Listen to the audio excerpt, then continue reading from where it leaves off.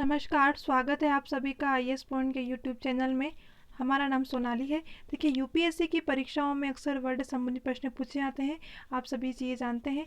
हमारा जो सेक्शन रहता है वो आपका इंपॉर्टेंट प्रश्न का रहता है, जिसमें आपके जितने भी सारे एग्जाम हैं उन सभी के हिसाब से यह जो प्रश्न आपको बताती हैं वो सारे इंपॉर्टेंट रहते हैं। चलिए, शुरुआत करने से पहले हम आपको बता दें, यूपीएसआई महासंग्राम 2021 नोट्स के सिलेबस पर आधारित है। यह नोट्स आपको मात्र 149 रुपये में दिया जा रहा है। सिलेबस में जितने भी टॉपिक है सभी कवर किए गए हैं। लगभग 250 पीडीएफ का संग्रह टॉपिक टू टॉपिक है, जैसे सामान्य हिंदी, मूल विधि, सामान्य अध्ययन यानी कि संपूर्ण जीएस, उत्तर प्रदेश विशेष, गणित और तर्क प्रशिक्षण, कंप्यूटर जैसी जो प्रमुख संस्थाएं हैं, जो महत्वपूर्ण टॉपिक्स है, सारे कवर किए गए हैं।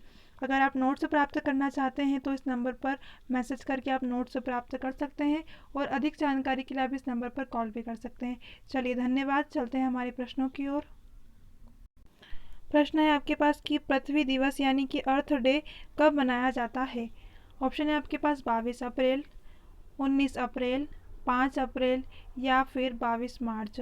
आपको बता दें कि जो पृथ्वी यानी कि अर्थ डे है, यह हर साल 22 अप्रैल को मनाया जाता है। कब मनाया जाता है? 22 अप्रैल, आपको डेट याद रखनी है। चलिए अगले प्रश्न की ओर चलते हैं। अगला प्रश्न है, पहला पृथ्वी दिवस यानी कि अर्थ डे कब मनाया गया था। ऑप्शन है आपके पास 1987, 1970, 1967 या फिर 1956। पहला पृथ्वी दिवस पूछा गया कि कब मनाया गया था। आपको बता दें कि जो फर्स्ट अर्थ डे है यह 1970 में मनाया गया था। आइए देखते हैं।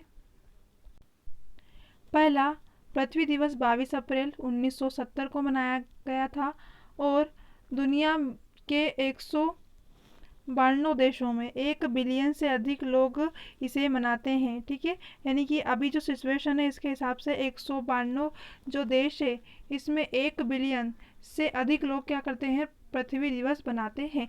आपको डेट याद रखनी है कि यह हर साल 22 अप्रैल को मनाया जाता है। एक सन याद रखना है, 1970 को पहली बार बनाया गया था। आइए अगले प्रश्न की ओर चलते हैं। अगला प्रश्न है, निम्नलिखित में से रामसर कन्वेंशन के बारे में सही कथन चुनें। ऑप्शन है आपके पास, वेटलैंडर्स का कन्वेंशन 1971 में स्थापित किया गया था। भारत ने 1 फरवरी 1982 को रामसर कन्वेंशन पर हस्ताक्षर किए थे। आपको बता दें कि यह दोनों ही कथन आपके सत्य है। आइए देखते हैं। रामसर कन्वेंशन 1971 में स्थापित किया गया था और 1975 में इसे यूनेस्को द्वारा प्राप्त होने पर लागू हुआ था। रामसर कन्वेंशन में 171 कॉन्ट्रैक्टिंग जो पार्टियां होती है, यह भारत ने 1 फरवरी 1982 को इस पर हस्ताक्षर किए थे। यानी कि आपको यह याद रखना है कि स्थापना कब हुई थी इसकी, 1971 में। इसके साथ साथ ये दोनों ही कथन आपके सत्य है। यानी कि यह क्या है, तो यह एक वेटलैंडर्स का कन्वेंशन है जो कि 1971 में स्थापित किया गया था। इसके साथ साथ क्या है, तो यह रामसर कन्वेंशन पर हस्ताक्षर कब किए गए थे, तो 1 फरवरी 1982 को हस्ताक्षर किए गए थे। आइए अगले प्रश्न की ओर चलते हैं। अगला प्रश्न है, भारत में पहली रामसर साइट कौन सी थी। ऑप्शन है आपके पास, वेम्बनाड कोल वेटलैंड, वुलर झील, केपलादेव राष्ट्रीय उद्यान या फिर रेणुका वेटलैंड। आपको बता दें कि जो पहली रामसर साइट थी यह थी आपकी केवलादेव राष्ट्रीय उद्यान। ठीक है, आइए देखते हैं। चिल्का झील जो कि उड़ीसा में स्थित है, और केवलादेव राष्ट्रीय उद्यान जो कि राजस्थान में, भारत को पहले रामसर स्थलों के रूप में मान्यता दी गई थी। एक तो चिल्का झील को, और एक केवलादेव जो राष्ट्रीय उद्यान है जो कि कहाँ पर है, राजस्थान में है, और चिल्का झील कहाँ पर, उड़ीसा में है।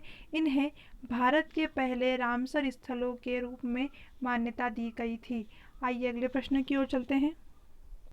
अगला प्रश्न है आपका कि दुनिया का पहला जो बेड बैंक है वह कौन सा है। ऑप्शन है आपके पास, मेलान बैंक, चीन बैंक या फिर इसमें से कोई नहीं। आपको बता दें कि जो दुनिया का पहला बेड बैंक है, मैंने अभी आपको बताया था कि मेलान बैंक जो है वह क्या है, दुनिया का पहला बेड बैंक है। आइए देखते हैं। संयुक्त राज्य अमेरिका में स्थित मेलान बैंक इस क्षेत्र में पहला था, जो 1988 में पहले बेड बैंक के रूप में जाना जाता है। सन याद रखना है हर चीज़ का, और डेट आपको याद रखनी है और कहाँ पर है। तो संयुक्त राज्य अमेरिका में स्थित है क्या मेलान बैंक। इसके साथ साथ इस क्षेत्र में पहला था। इसे 1988 में क्या पहला बेड बैंक के रूप में जाना जाता है। इस तरह आपका ऑप्शन नंबर ए सही होगा, यानी कि मेलान बैंक। अगले प्रश्न की ओर चलते हैं। अगला प्रश्न है न्यूरालिंक क्या है। ऑप्शन है आपके पास एक संगठन, जो तकनीक, मस्तिष्क में प्रत्यारोपित होने वाला उपकरण, या फिर उपरोक्त सभी। आपको बता दें कि जो न्यूरालिंक है यह इसका सही जवाब है ऑप्शन नंबर डी, यानी कि उपरोक्त सभी। उपरोक्त सभी में क्या आ जाएगा, यह एक संगठन भी है, यह एक तकनीक भी है, इसके साथ साथ मस्तिष्क में जो प्रत्यारोपित होने वाला क्या है, उपकरण भी है। आइए देखते हैं। इलोन मस्क न्यूरालिंक एक संगठन है जो एक ग्रेडेड जो न्यूरालिंक है वह बनाता है। क्या बनाता है, तो गैजेट न्यूरालिंक बनाता है जो प्रौद्योगिकी न्यूरालिंक पर आधारित है। इस तरह आपका ऑप्शन नंबर सभी सही होंगे। अगले प्रश्न की ओर चलते हैं। अगला प्रश्न है आर्थिक सर्वेक्षण को पहली बार कब पेश किया गया था। मोस्ट इम्पोर्टेंट प्रश्न है आपके लिए। ऑप्शन है आपके पास 1947 से 48 में, 1950 से 51, 1949 से 50, या फिर 1991 से 52। आपको इसका सही जवाब क्या होगा, इसका सही जवाब होगा वो आपका ऑप्शन नंबर बी होगा, यानी कि 1950 से 1951 के बीच में आर्थिक सर्वेक्षण को पहली बार पेश किया गया था। आइए देखते हैं। 1950 से 51 में पहला आर्थिक सर्वेक्षण प्रस्तुत किया गया था। हालांकि 1964 तक इसे बजट के साथ प्रस्तुत किया गया था। पेश तो 1950 और 51 में किया गया था, परंतु बजट के साथ इसे कब प्रस्तुत किया गया, तो बजट के साथ इसे 1964 में पेश किया गया था। अक्सर यह भी प्रश्न आता है कि बजट के साथ कब पेश किया गया था, तो आपको यह भी याद रखना है कि 1964 में इसे बजट के साथ पेश किया गया था, परंतु पहला कब हुआ था, यह तो पहला 1950 से 51 में हुआ था। क्या हुआ था, आर्थिक सर्वेक्षण प्रस्तुत किया गया था। अगले प्रश्न की ओर चलते हैं। अगला प्रश्न है पुनर्प्राप्ति दर के बारे में सही कथन चुनें। ऑप्शन है आपके पास एक प्रारंभिक तीव्र लॉकडाउन के माध्यम से लंबी अवधि में आर्थिक सुधार प्रदान किया है। ऑप्शन नंबर दूसरा है आपके पास भारत में यू आकार की रिकवरी देखी गई है। आपको बता दें कि 8वें जो ऑप्शन है इसका ऑप्शन नंबर ए सही होगा, यानी कि यह एक प्रारंभिक तीव्र जो लॉकडाउन है उसके माध्यम से लंबी अवधि में क्या हुआ है, आर्थिक सुधार प्रदान किया है। कैसे, पुनर्प्राप्ति दर के बारे में। आइए देखते हैं। थोड़ा कट गया है, मैं आपको बता देती हूँ। आर्थिक सर्वेक्षण 2021 के अनुसार एक प्रारंभिक और अत्यंत समन्वित लॉकडाउन ने जीवन को बचाने के लिए एक जीत जीत यानी कि विन विन के जो रणनीति है यह प्रदान की है, और इसके माध्यम से दीर्घकालिक में आकार में सुधार के माध्यम से क्या हुआ, आजीविकता की जो रक्षा की है। इसके साथ प्लस इंडिया या क्या जो इसमें आकारी अर्थव्यवस्था यानी कि वी हैप्ड इकोनॉमिक्स का क्या हुआ है, अवलोकन हुआ है।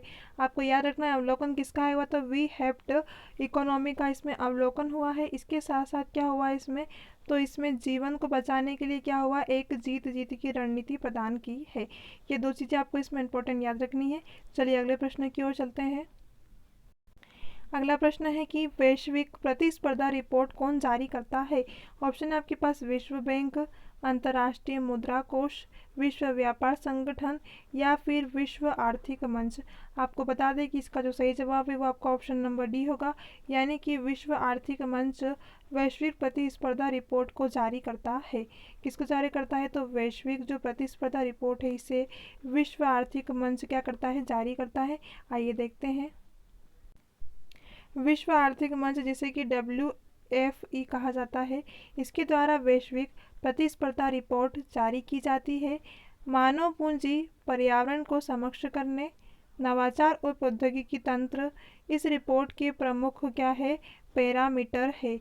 कौन कौन है, तो आपको याद रखना, एक तो मानव पूंजी, पर्यावरण के को सक्षम करने का जो नवाचार और जो परिस्थिति तंत्र है यह रिपोर्ट के प्रमुख क्या है, पैरामीटर है। किसके द्वारा यह रिपोर्ट जारी की जाती है, तो WFP यानी कि विश्व आर्थिक मंच के द्वारा यह रिपोर्ट जारी की जाती है। अगले प्रश्न की ओर चलते हैं। अगला प्रश्न है, ग्लोबल जेंडर गैप रिपोर्ट कौन जारी करता है।